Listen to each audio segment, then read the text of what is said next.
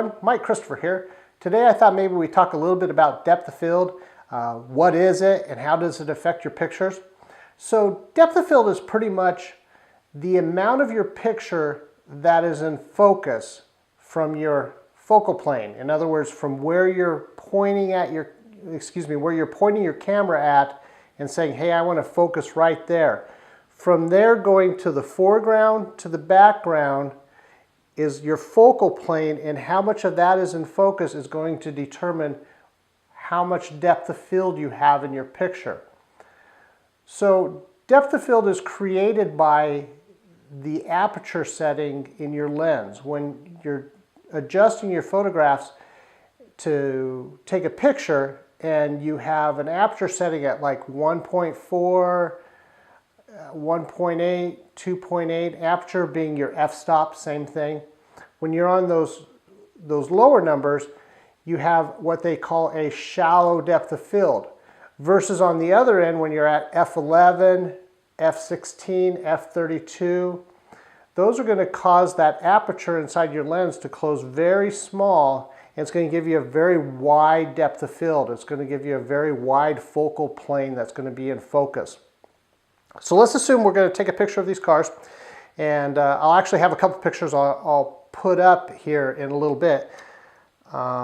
Just use these as an example. And we've got our camera, and we're going to shoot this direction, and we're going to focus on the windshields. That means our focal plane is right here. So as we shoot these, I'm going to use these to help demonstrate. If we shoot them at like an f1.8 or 2.8, the only part of the image that's going to be in focus is what's in between these two folders. So figure the windshield is going to be in focus, and then from there it's going to get blurry. Now if I increase my f-stop to 5.6, well, I'm going to get a little bit more in focus, and then it's going to start to blur. f8, more in focus. f11, more in focus. f16, more in focus. f32, more in focus. So as your numbers increase, your depth of field increases, or your plane of focus increases. So more of your picture is going to be in focus.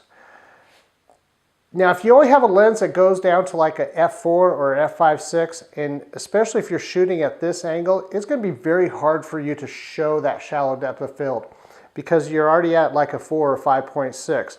So one of the things you can do is try recomposing your pictures a little bit differently, and it'll help enhance or demonstrate that depth of field that you're trying to get out of there.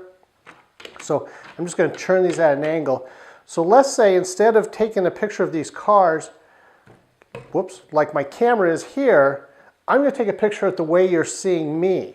So instead of here, I'm just going to walk over here and shoot this picture. So now it's pointing towards me. Well, what you've done is you've taken your focal plane that we had here that we were talking about, and now you've moved it on its side. So now the green car's in the foreground, yellow car's in the background.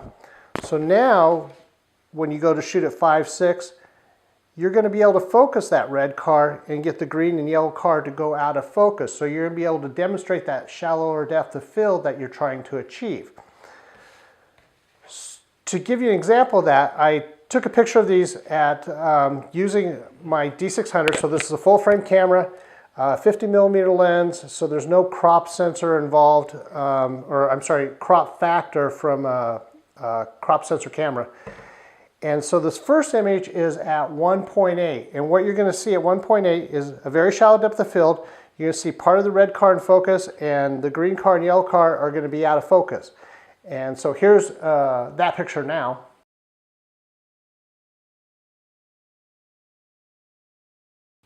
Okay, so as you can tell, they were out of focus. Now, for a greater depth of field, I took the same image at f16, and now you're going to see these cars come into focus, or the foreground and background come into focus. Now here's that picture.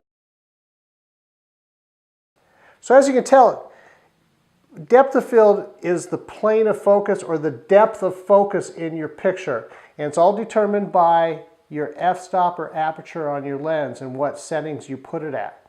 So if you're shooting an aperture priority, that's a great way to control your depth of field. If you know you want a shallow depth of field and you're shooting an aperture priority, you can say, okay, shoot wide open and let the camera do the rest for you to make sure it adjusts the shutter speed properly. Another thing you need to be aware of is, depending on what lens you have, you may not be able to achieve that shallow depth of field.